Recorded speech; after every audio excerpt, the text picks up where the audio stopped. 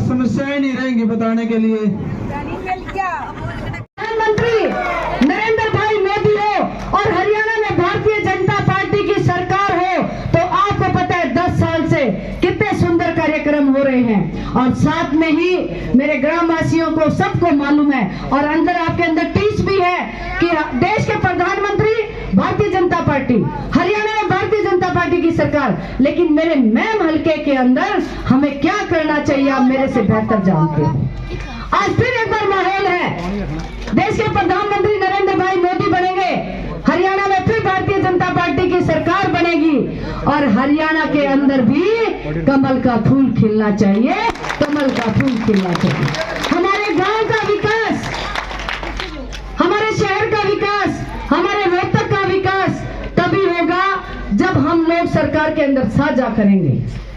Bharatiya Janata party की सरकार, हरियाणा में भारतीय जनता पार्टी की सरकार और कांग्रेस के नेता एमएलए बन जाते हैं तो मैम का विकास कैसे होगा। फिर भारतीय जनता पार्टी की सरकार, देश के प्रधानमंत्री और फिर मैम के अंदर कोई इंडिपेंडेंट एमएलए बन जाते हैं तो मैम के अंदर विकास कैसा होगा।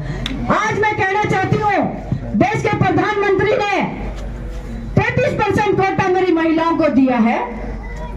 33% आरक्षण का मतलब मेरे भारतीय महिलाओं को, माताओं को मजबूत करने का काम किया है।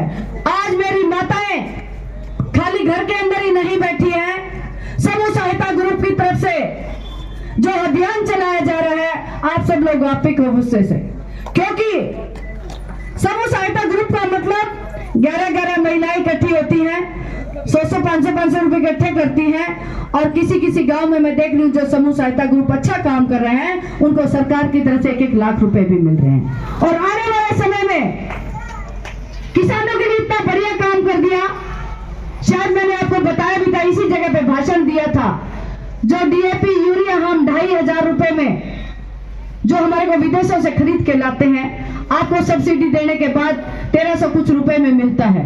लेकिन आज एक ड्रोन की व्यवस्था हो गई है, जो ड्रोन को चलाने की ट्रेनिंग समूह सहायता ग्रुप की महिलाओं को दी जाएगी।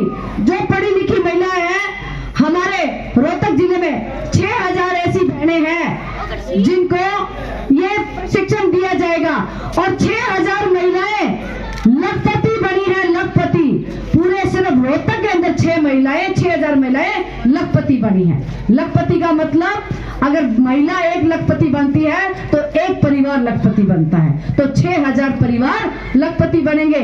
मेरी बहनों को भी कमाई का साधन मिलेगा और नरेंद्र भाई मोदी ने इतना जबरदस्त काम किया है, जो 18 जात है, बिरादरी है, आप चाहे कढ़ाई करती हो, सिलाई करती हो, कुम्हार का काम करती हो, खाती का काम करते हो, कोई भी परिवार, उनको विश्वकर्मा कार्ड बनाने का काम किया है। तो आज सब लोगों को अपने सचेत होके सीएससी सेंटर पे जाके, आपके ही बच्चे आपके सामने साथ खड़े हैं, आप जाके अपने विश्वकर्मा कार्ड बनवाओ और उसका फायदा उठाओ। और कल सरकार ने एक घोषणा और अच्छी कर दी है, 60 साल की उम्र हो और एक आपको कार्ड दिया जाएगा।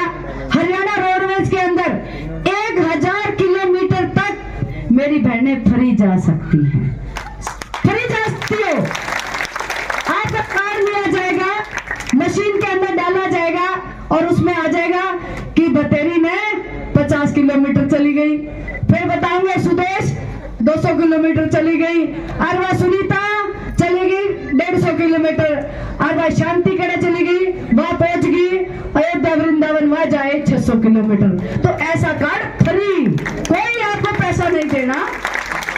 इसके साथ साथ मेरी जो गरीब महिलाएं हैं, 1,80,000 जिनकी इनकम है, आपको मालूम होना चाहिए, उनकी बेटियां किसी भी कॉलेज में, हरियाणा के महंगे से महंगे कॉलेज में पढ़ने जाएगी तो उनको कोई फीस नहीं दे रही, हरियाणा सरकार आप लोगों की फीस देगी। कितनी सुविधाएं दे दी। और जो समूह सहायता ग्रुप की बहनें हैं उनको ड्रोन चलाने की शिक्षा भी दी जाएगी। जब वो ड्रोन चलाएंगी तो उससे जो आमदनी आएगी ड्रोन का मतलब थोड़ी देर में आपको दिखाया जाएगा, मैंने पहले भी दिखाया है। उसमें यूरिया डलेगी, पानी डलेगा और आपके खेतों में छिड़काव हो जाएगा। और जब वो छिड़काव हो जाएगा तो आपकी फसल की गुणवत्ता भी अच्छी होगी और बहनों को किराया भी मिलेगा। उससे समूह सहायता ग्रुप की बहनें लखपति हो जाएंगी।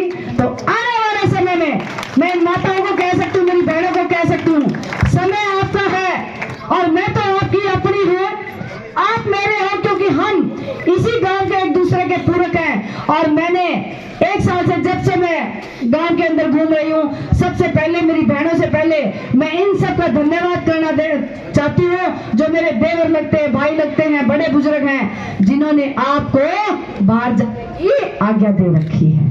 आपका भी बहुत बहुत धन्यवाद, क्योंकि आपके बगैर ये महिलाएं आगे नहीं आ सकती थी।